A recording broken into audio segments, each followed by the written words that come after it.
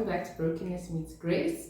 We're sorry for the long hiatus, but we always want to make sure that we get the right topics and the right guests that are appropriate for each topic.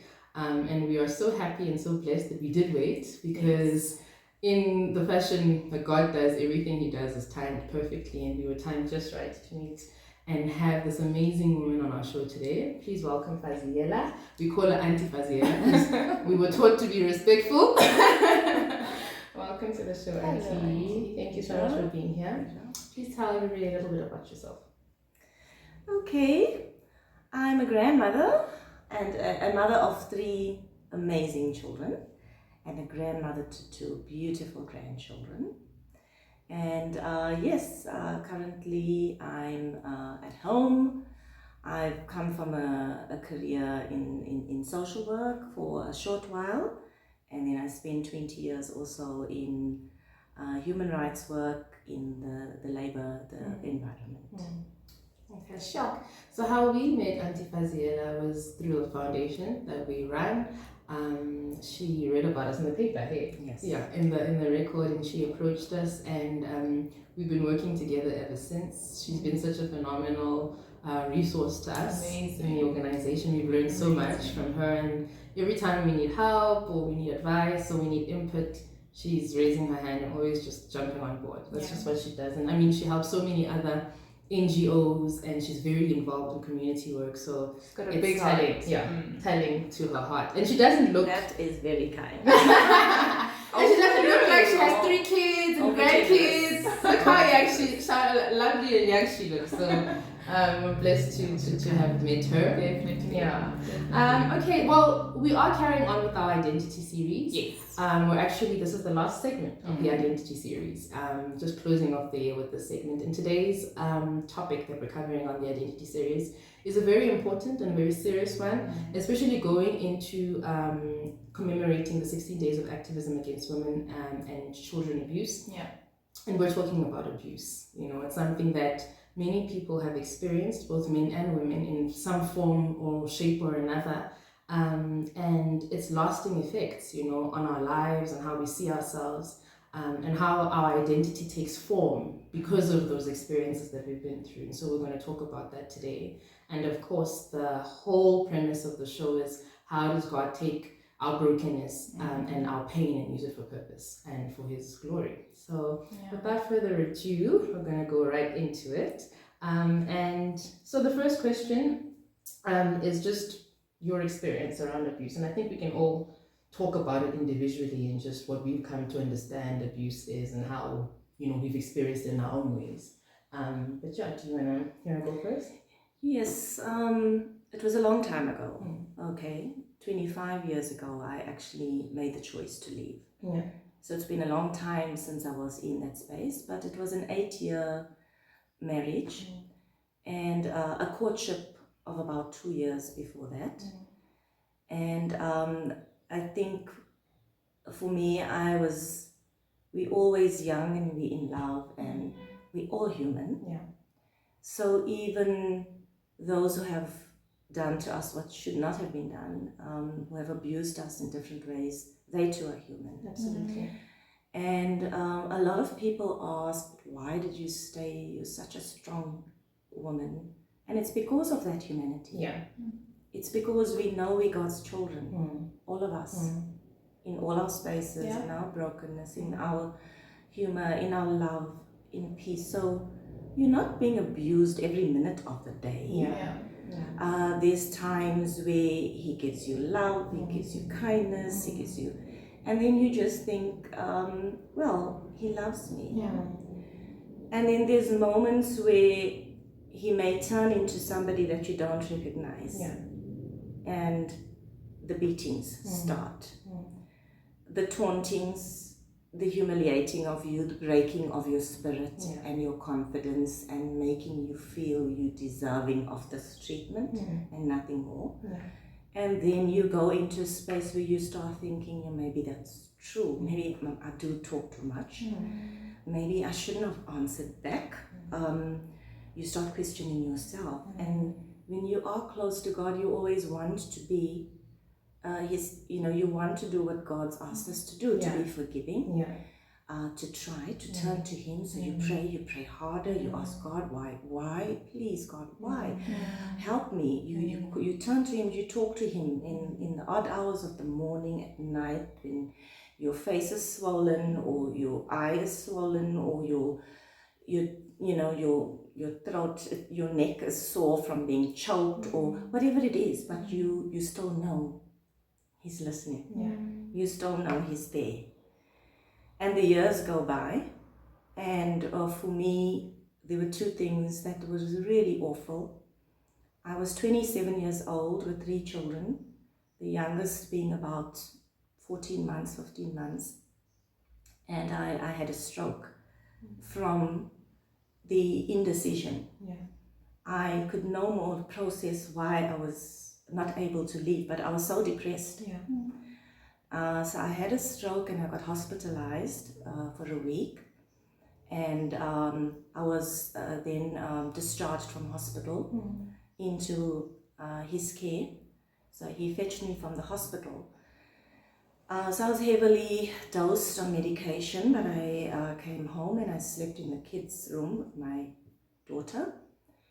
And during the middle of the night, I just remember being woken up to a beating. And my head was bleeding and there was blood on the bed, and I had my daughter with me, and I asked myself what kind of a person would beat me in a state of vulnerability like this. I still didn't leave. Another incident in which he kept the keys of the house in his hand, and he was very intelligent type of an abuse, because it always happened when my children were asleep or where they wouldn't be around. So thank heavens for that, because they didn't get exposed too much to it. So he kept the keys, and he taunted me with, had the firearm with him in his hand, and I wasn't sure whether I was going to make it at what point, because at some point he said, we may as well all be dead. And I was working as a social worker, by the way, and I was seeing women who were being beaten far worse than me. And that was part of me underplaying, where I was. But it took 2 amazing godly women, my friends and colleagues, who one day said they would take me out. They wouldn't see me in a body bag. And that's when I left. And that's when I left and finally got the strength. With lots of family and friends surrounding me for the strength that you need. But it was the years after that, the leaving, the getting to decide to leave takes so long. And then the leaving happens. And then I was stalked after that. I had to call police, to help me. I had to get the protection orders, which were very difficult to get. I walked the journeys of the woman that I thought I was helping. And it was humbling. But I finally left. I had to go to the court that I went as a social worker, the same court, because I lived in the same jurisdictional area. And that also stopped me for so long from going for the protection order, because I was embarrassed. Because, we have these walls where we think women are strong, or they're professional, or they, but we're all just human. We're just all God's children. And He takes us to times to humble us. And in that humbling, I think it's the closest we ever get to being heard by God. I'm not of Christian faith, but we believe that the strongest prayers and the strongest answering of God Almighty comes in the times of deepest deprivation and oppression. And I think that happened because I used to sit and say, God, I've given everything in love to this person the way I thought I'm supposed to in a marriage, holding your covenant true, never, being unfaithful, never thinking a thought of such in my mind. but such is the situation. And I know you're giving me tests for some reason. Maybe now is why I get the answer. Yeah. And it's the now. Sure. That is, it's both powerful and heartbreaking, breaking at the same time. And that's the thing, I think people don't often understand that the most difficult thing with abuse is that element of, you don't marry a monster, you know. I don't have experience from being physically abused by a spouse or whatever, but I know that, we don't go out and get into relationships with people who show us overtly that they are monsters, you know. Absolutely. So you first come into this interaction with a human being who loves you and who you love, and you build a life together. And the most difficult part is coming to an understanding that this person is not who I thought they were, you know, and it doesn't matter how much I still feel for them or love them, but their behavior or the way that they're treating me does not correspond with what was. And mentally and emotionally, I think that's the heaviest burden from an abuse victim, is the notion of, but this person was this person, and now they're not. You know, do I leave him because he's going through a bad patch? You know, do I leave him because he's experiencing a moment of weakness? And it's just this mental gymnastics that we do, or that abused victims go through before they actually choose to leave, because in their minds they keep thinking, he's going to change, you know, he's just going through a bad patch, this can't be him. And it's just so difficult, you know. And I think, of course, I've also never been physically abused, you know. I'm not speaking from reference in any way, but as most of our viewers know, we come from a place of abuse where our mother was abused, you know, by our father. And what I'm taking away from Auntie Faziela's story and our experience with that is a lot of it is stemmed from the mind.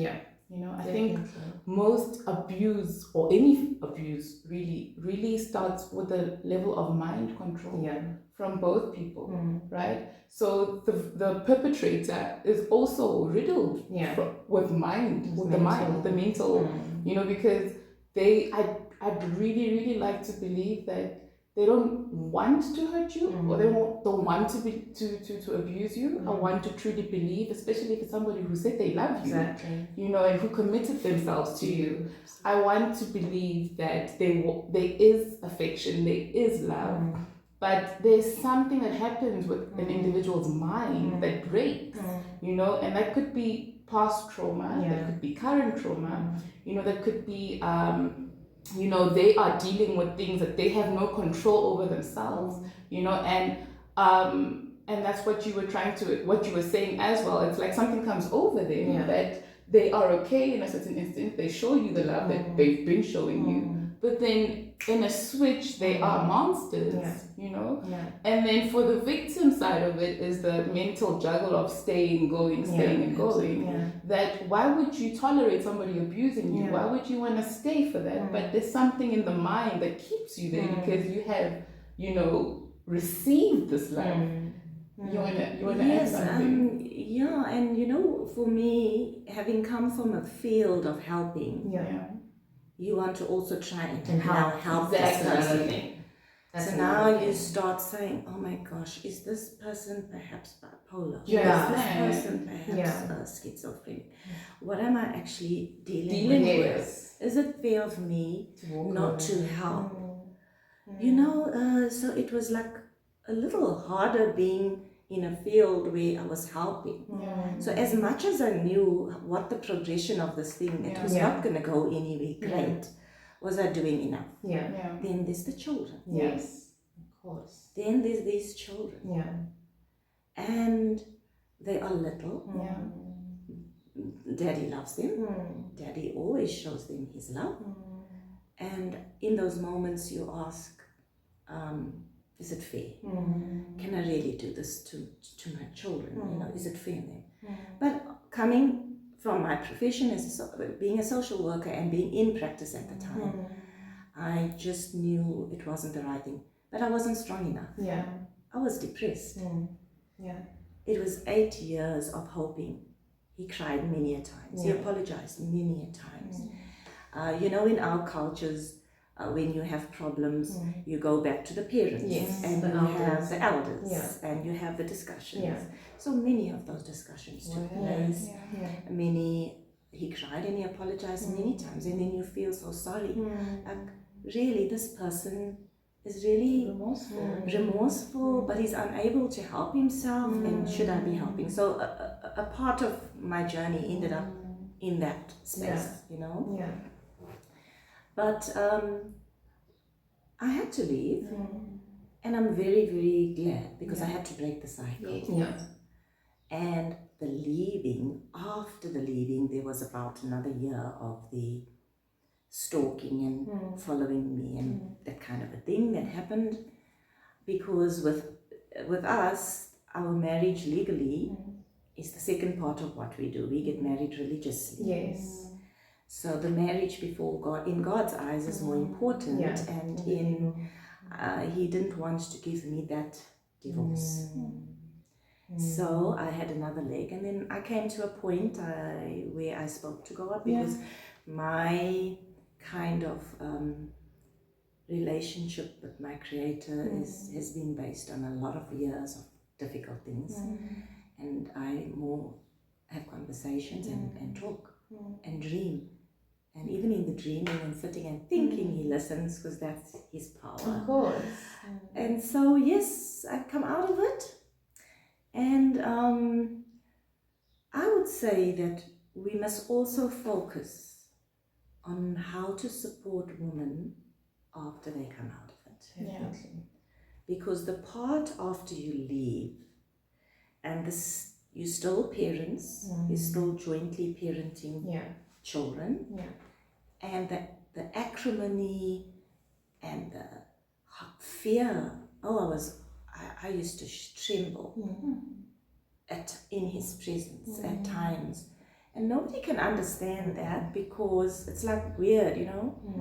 This happened. You've known Him, you've lived with Him, you've got children with Him. Nobody understands how you can actually be shaking just in a moment where you're reliving something, and He's now in the room. And I had to go through working through that, and then 8 years later, God answered a prayer of mine. Because one night, as I said to you, I asked God, are there any kind men out there? Is there marriages that you can just lay next to somebody who's kind, and you know, you're just kind to one another? And I think, like, sorry to cut you off, but just talking on that subject of the kindness, it leads me to the next question, which is the identity that you develop after leaving an abusive marriage. You know, how do you start to see yourself? And I like what you said about supporting women who actually leave these abusive spaces, because it's almost like going into a wilderness experience. You know, you literally, life as you have known it is completely different to what it is now. And what kind of identity did you develop? You know, how did you see yourself? And then it will lead us up to you telling us a little bit more about how God took you from that place to the place where you did find the happiness and the kindness and the love. So yes, the part of leaving. You know what's so good about the work you're doing now is that when I left, I thought, okay, I am independent. Yes. I've been blessed to be able to have an income. And I went off to find a flat and a place, and I cannot tell you the amount of stigma I went through in the community. After I got this flat in Durban, the person found out I was divorced and came back to me and said, oh, no, but we really don't want divorced women. Oh my goodness. Sure. So there was a journey about that, and a stigma about that, which I didn't think I was going to even experience.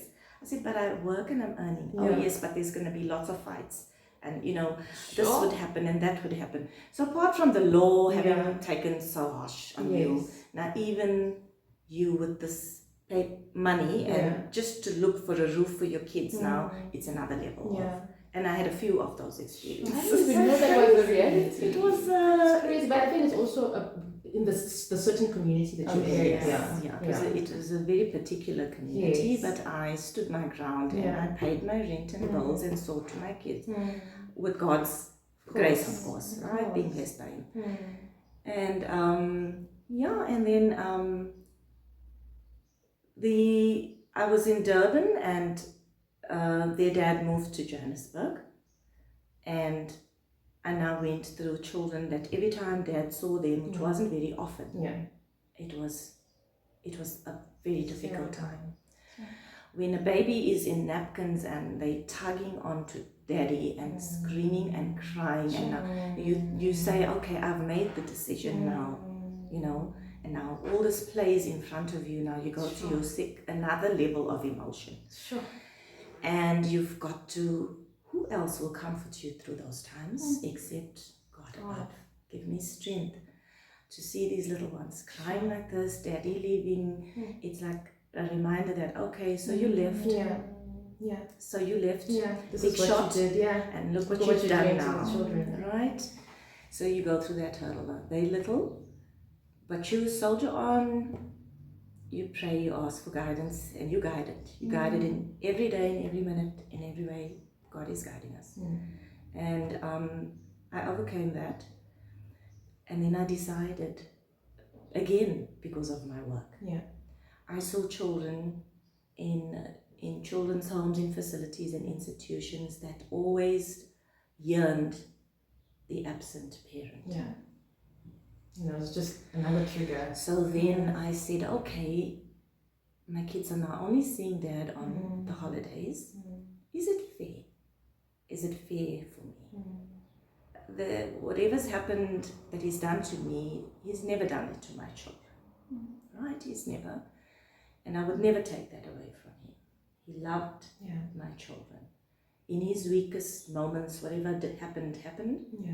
But he's loved my children. So I decided that I'm going to now come up to Gauteng to give them the opportunity to see Dad.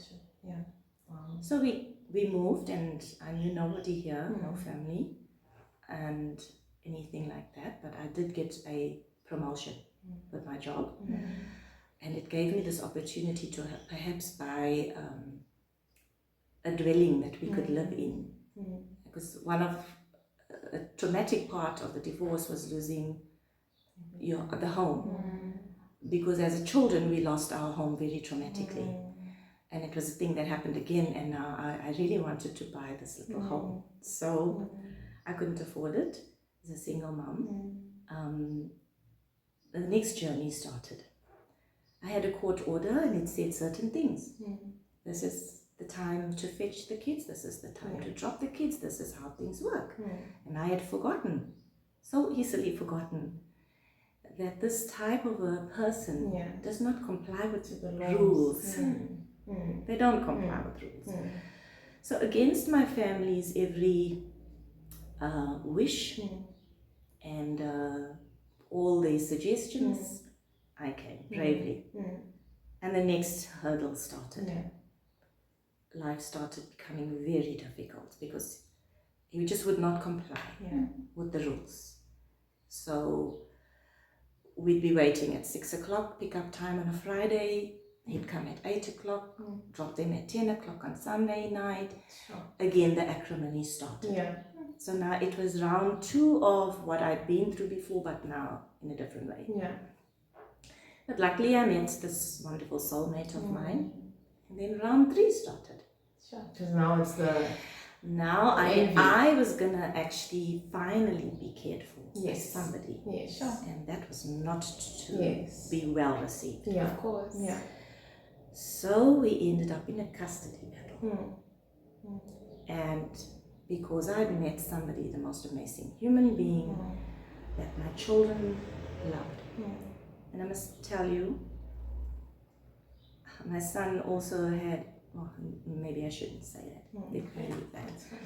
But we went through another terrible part of life which I didn't think I'd experience, because I made the compromises and I put everything on the line for children. him to see the kids Yeah. every alternative weekend, but Yeah. now I'm landed with him wanting to take them Yeah. in his custody. And for whatever reason, I ended up with, I think, it's my assumption, that the individual was paid off. Sure. But I ended up with a court report that said I was an unfit mother. Sure. I wondered, I've been looking after these children now for 8 years. I gave the person life books, which I created for my children. And in these life books are, their birth cards, their school reports, their merit awards. Sure. And my children were leaders. They're still leaders. And I gave all of this to this psychologist, and I explained explicitly about my journey of abuse. And she wrote a report that said I fabricated. Oh, wow. I fabricated my abuse. The next morning, she was withholding this report, and the next morning was court date, and we went, and I laid on that floor, and I sobbed to God like I never sobbed in my life. And I said, God, is this now because is this because I maybe in my work in child welfare removed a child unfairly? You start asking yourself, is this a questions. punishment now? My goodness. But the long and short of it all is I got a second opinion. Yeah. And I was totally, the second opinion, could not believe what was done. Yeah. And when I presented the second opinion that said I'm definitely not an unfit mother, I'm absolutely the contrary to that, the person abandoned the court case. Yeah. So then I got to keep my children. Yeah. And they continued with me. I went through to university, did the things that they needed to do. And I believe that sometimes people use their power, be it money. A lot of women, we know women earn less. A lot of the time they have less. A lot of the time women are, in the higher end of the poverty circles worldwide. They don't get the same. And people can be paid off, and you could actually lose your children. So everything you left for is now. But the long and short of it all is I kept my children, giving thousands of rands later, by the way, for the court battle and what have you. And then it came to the point where first my daughter was going to be married. Right? Now it's another ball game altogether. And I had to overcome now. I had to say, I had to work through. So my anger came in the second part, few years, over why did he do that to me? I gave my children an opportunity to have you, and spend more time with you. I just found love. Yeah. And now you needed to punish me with this kind of thing. Go to court to get the children. Now just imagine Harmony and Karabo. I now sit and think, I don't even understand what my children went through. In this time. And that's the thing, I think, with abuse, and for us being children who, I blocked out a lot. I saw more than she did because I was older. But I can't sit here and actually tell you, pinpoint what I remember, because I think when I was younger, I went through a period where I literally, I had to see psychologists and things like that, because I would hallucinate, but I would make up these fictitious things in my mind, like dancing ballerinas. I remember that, I remember seeing these images, and it's only in hindsight now that I think about it that I think I did that because I wanted to block out everything else that I saw as a child. My mind went to that as a defense mechanism. But it doesn't take away the impact of that on a child in their adult years, and unfortunately in most times it only shows up later, the heaviness of that environment. And as a mother, And I'm also, you know, a divorcee, and of course not because of the same reasons at all. You know, there was absolutely no abuse in my marriage, completely different reasons.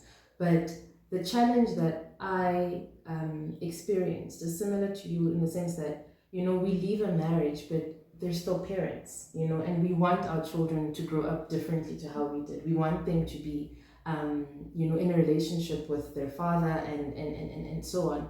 And overcoming anger and emotions and pain that existed, you know, within the confines of the marriage, to be able to actually tell yourself that, you know what, it doesn't matter how I feel, you need to do what's right for the kids ultimately, you know, is a huge challenge. But it's only something that God can help you do, you know, because it involves literally putting your emotions aside. You know, it involves literally putting aside anything that hurts you with that interaction and prioritizing the needs of the children.